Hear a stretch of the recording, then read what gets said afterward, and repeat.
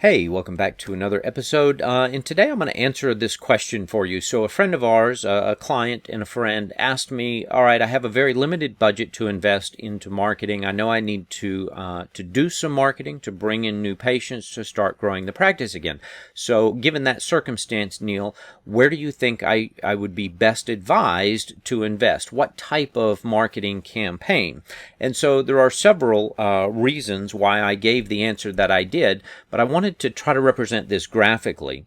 So on the left-hand side of the page here, you'll see more or less the typical services that your average integrated medical practice might offer. Chiropractors would also offer most of these as well, with maybe the exceptions of the aesthetics and the regenerative.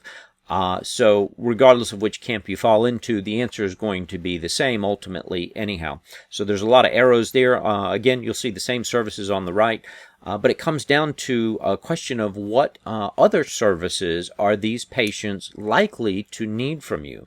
So before we get too far into that, I just want to be very clear. I'm not advocating that you sell services to patients who don't need them. I don't think I need to say that to you. Most all of the doctors we work with and talk to are pretty ethical, and they don't just sell patients care plans that they don't need. I'm pretty sure you're probably like that as well.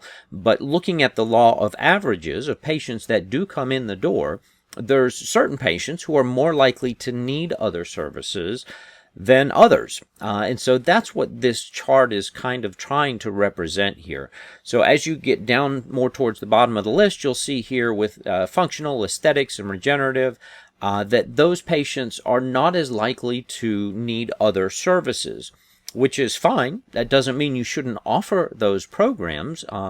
But again, we're talking about where do I spend my marketing dollar when all I have is $1 to spend, theoretically. And of course, the answer here then turns out to be, from this perspective, chiropractic campaigns, because these patients are likely to need, on average, more decompression treatments. Weight loss is usually a problem that will cause joint pains, the extra stress on the joints in your back and your neck. So that will lead a lot of pain into your office. But if we can't get their weight under control, they're going to just have that ongoing problem. So that's a very suitable need. Functional medicine goes hand in hand with all the above, because if they have a thyroid problem or some other autoimmune condition, that could be preventing them from losing the weight that they need to get the stress off of their joints and their spine. Same thing with regenerative. Depending on the condition of their joints, that may be really what they need more than anything, is to try some kind of program that will help rehabilitate and regenerate that joint. So that perspective suggests that if you bring in a chiropractic patient, they're likely to need other services that you have as well.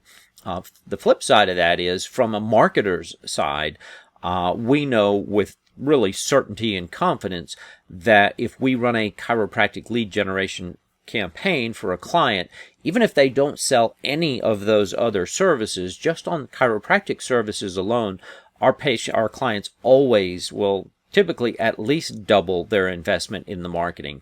So from the marketing side, and the success and the confidence in running a campaign, if you're running a good chiropractic lead gen campaign, there's no way you should be losing any money on that deal. Even our clients who aren't really great at lead follow-up, because we have the systems and tools already in place, that kind of makes it a lot simpler for them and gets those patients booked into consults automatically for them.